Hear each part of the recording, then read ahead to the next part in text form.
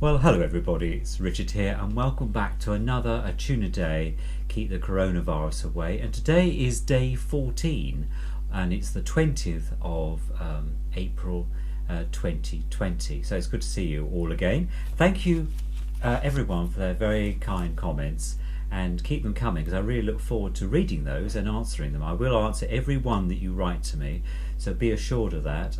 If I haven't answered it, it's probably because I'm busy doing something else, either working on the day job or sorting out something else in the house. And but relax, take a seat, get yourself a cup of tea and enjoy today's broadcast here from the office music room in my house in Maidstone. The weather today has been quite interesting actually. It's been quite mild in terms of quite a breeze. I went for a nice long run this morning for my 5.5 miles I do 3 times a week now since we've been having lockdown here. And so yes, very pleasant. Hardly any traffic about as you'd expect. Quite a few people walking their dogs and taking their children for a walk, and we were all exercising social distancing. I went across to the local paper shop and got the Times newspaper today, which is here. I'm going to tell you about that later. And they'd run out of telegraphs, and people were queuing up to go into Waitrose, and there was quite a big queue, so I'll be joining them tomorrow. Also on the domestic front, I've got the DC50, the Dyson DC50 out and run that around the house today. So all the dust has been sucked out, even flicked the dust around, so it's all good stuff, but thoroughly enjoyed that. So just reflecting on yesterday's broadcast, and also I do apologise for the amount of mishaps when the brain wasn't engaged with the mouth and so forth. You ended up getting lots of outtakes, which I didn't take out actually, I just left them in. But today hopefully I'm all squared up and won't make too many mistakes. Perhaps it might be an idea to have a competition to see how many mistakes I make per broadcast, or perhaps that might be asking too much. Yes, Stuart Ellis actually emailed me on the comments box and said that the record I played yesterday, Harry Leader, was actually not a 6-inch but a 7-inch. So in fact I went to actually check. In fact it's an 8-inch. I can see there at all. It's an 8-inch record. That's why it's probably better. I have got some smaller ones than this. So yes, where are we? Is it 8 inches? Almost 8 inches there. Almost 8 inches. But thank you for that, Stuart. And he also mentioned that Harry Leader died at the age of 81. At least I've worked it out to be that. 1906 to 1987. He died on the 20th of January, would you believe? So the day is the 20th, not January, but the 20th. So, but clearly enjoyed that record, and it sounded very nice, didn't it, on the Decca 73. And that's very good. So thank you for that. And I've got some other small 7, and I think I've got some 8-inch actually, and some 6-inch that I'll probably play at some time or other as part of the program. So I've got my trusted ruler out today, and school ruler out, and did it in good old school feet and inches. So before I talk about our tune today, which is going to be by Anne Shelton, I thought I'd talk about a little bit in the Times newspaper here. At the front line, MP resists easing the lockdown. There's lots of discussion today about when the lockdown will be eased, and Michael Gove was on Andrew Marr, the political broadcast yesterday, making it quite clear that schools will not be going back until probably the end of May, would you believe, and probably later in some cases. There's some debate about whether school children pick up the virus, they're more resistant than adults. My view is that they go to school, which key workers are doing anyway. There is a danger, of course, that they're mixing and then could spread it back to their parents, who are all on the front line anyway, working as nurses and with other frontline staff. So there's a bit about that. There's also a very good article in here regarding care homes, and the bit I mentioned already a couple of times, and that is that it's said that probably we've got about 41,000 well, 41% almost, I think it could be 41,000 people we're underestimating the number of deaths there are. And when you're trying to find something in a newspaper you've just read, of course the fairies will remove it, won't they? So, yes. So that has been said. I'm just trying to find the article actually. Where's it in here? But, oh, here. Red tape denies care home residents a dignified death. That's something else about funerals, and also about parks being closed. The government has said that all parks should remain open to allow people to get some fresh air, abiding by social isolation. In Middlesfield, they've actually said they're going to still close them, though Middlesfield is actually quite a poor area, I understand. I have been there once and visited a care centre there, and so they're going to deny that, so that's a bit sad really. And also we've had some more deaths today. We're now up to 16,000, and some of those are frontline workers. The southeast, there's been a very nice male Filipino care assistant has passed away, and he was working at the Royal Surrey Hospital, so his family and thoughts are with him at this very sad time. So today, just moving on from the books that I reviewed yesterday, which was After the Flood, People Like Us, Margaret Thatcher, and Deserter. Don't forget that if you want to know more about those books, the ISBN number is actually on yesterday's description. I've updated it today, along with a little bit about Harry Leader and also Lord Haw, who I spoke about at length yesterday. So those are there if you want to go back and have a look at those. Just to say that today's books I thought I'd review. Taking a leaf out of my own book from a while ago when I said I visited Auschwitz. There was a book, this one called Auschwitz, by Dr. Miklos Nyiszli, I think his name is, eyewitness account. He actually worked at Auschwitz with Dr. Mengele, who did these pseudo experiments and dissecting of the prisoners there, and sent this stuff back to Germany.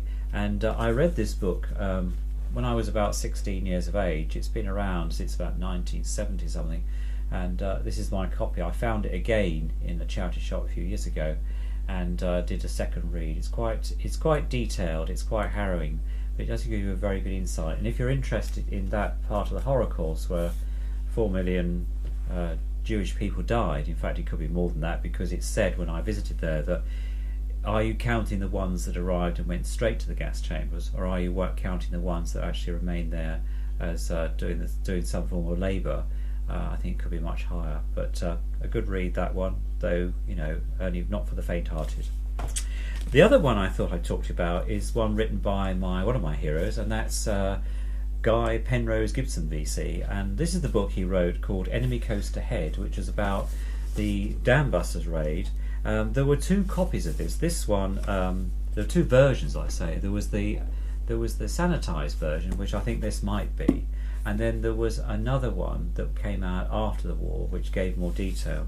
This one was I picked up in a charity shop, and this is Patchway Secondary School, Almondbury, near Bristol, and it was a school captain's prize awarded to Malcolm Pugh, 1953, 1954.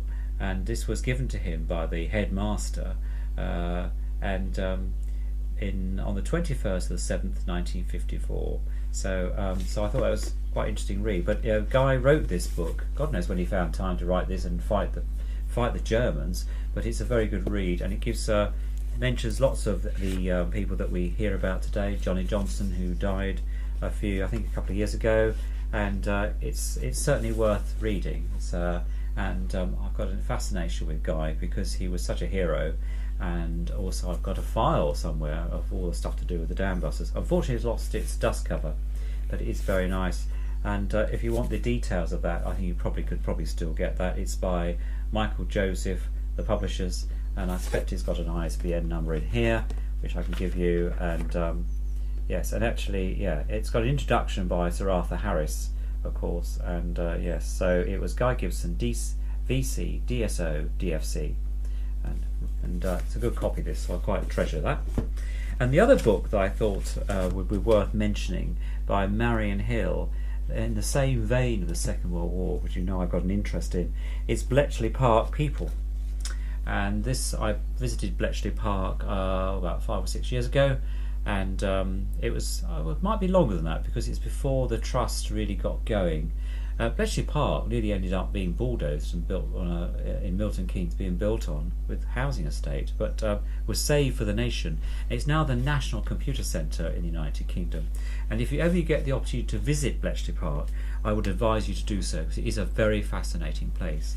I was very lucky because Peter Jarvis, who worked at Bletchley Park, was the guide for the group that I was with. It was fairly early days when visitors were going round, so it was quite interesting, because I think we got a very good deal. Probably they're more polished now, and you can lose some of that, but it was a very, very nice day there. And we saw the Enigma machines, we saw the bomb machine there, and I went back afterwards when everybody had sort of almost gone home, and I got this signed by Tony Slade, who actually recreated the Enigma machine, or the bomb they used, to decoding.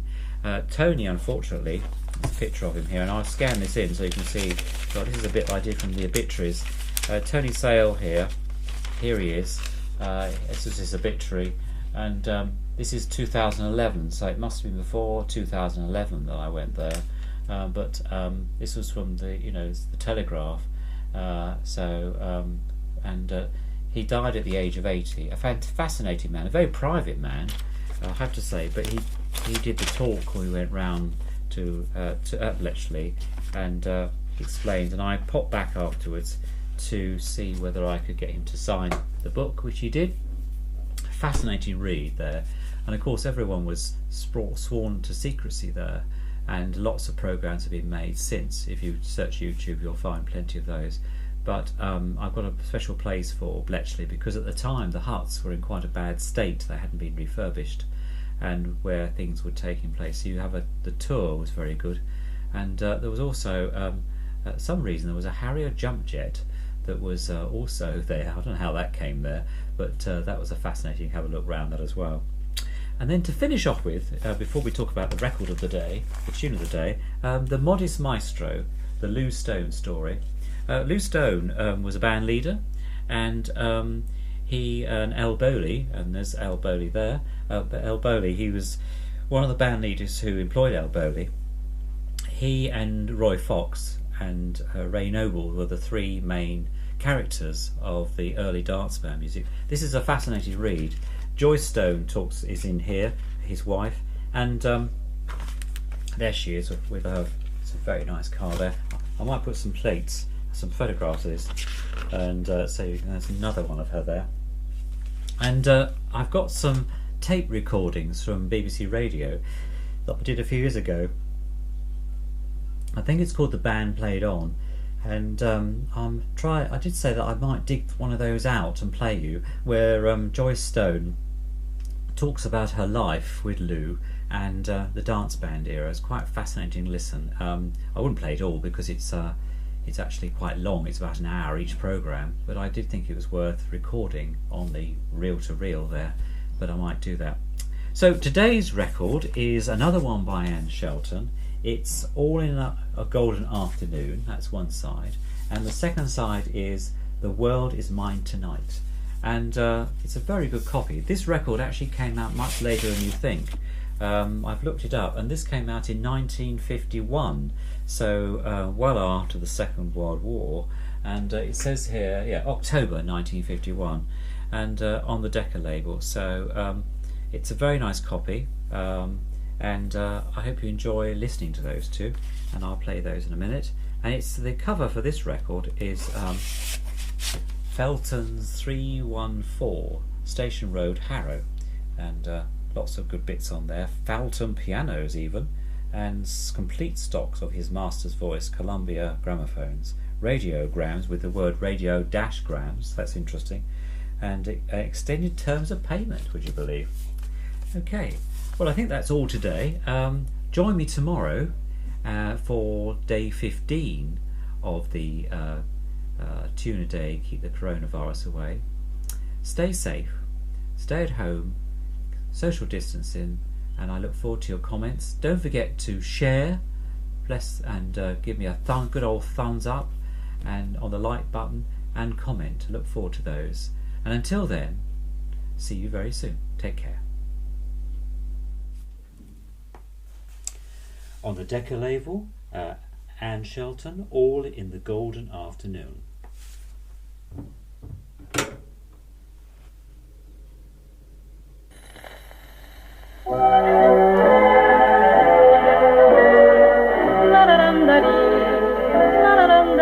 Little bread and butterflies kiss the tulips, and the sun is like a toy balloon. There are get up in the morning glories in the golden afternoon.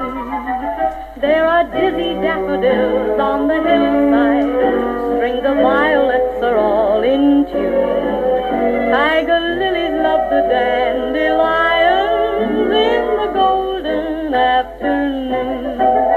There are dog and caterpillars and a copper centipede, where the lazy daisies love the very peaceful life they lead. You can learn a lot of things from the flowers, or especially in the month of June. There's a wealth of happiness and romance, all in the golden afternoon.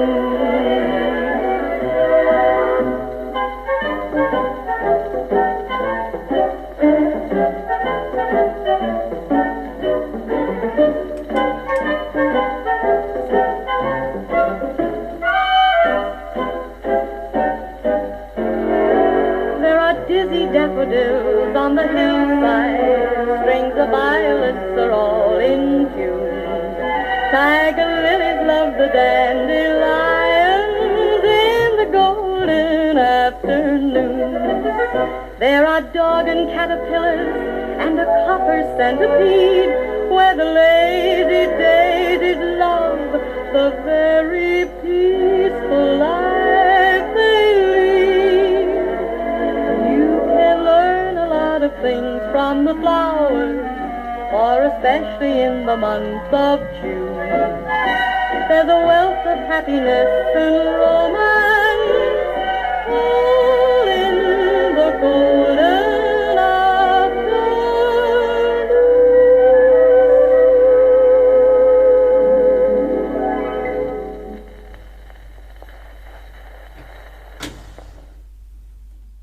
And on the second side, on the Decca label, Anne Shelton, The World Is Mine Tonight.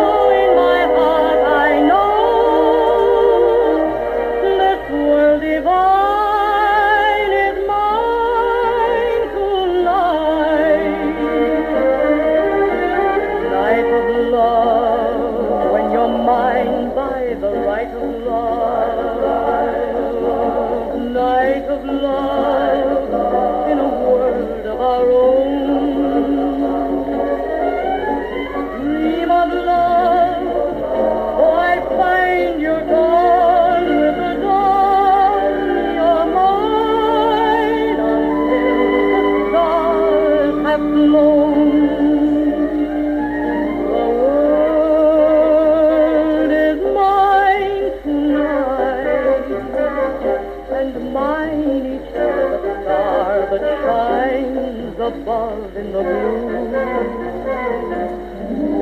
With all heart's delight, the world is mine, and every flower that blossoms anew. You're mine, and mine alone. Lips that speak of love, and eyes that are bright. Oh, my heart, I know this world divine is mine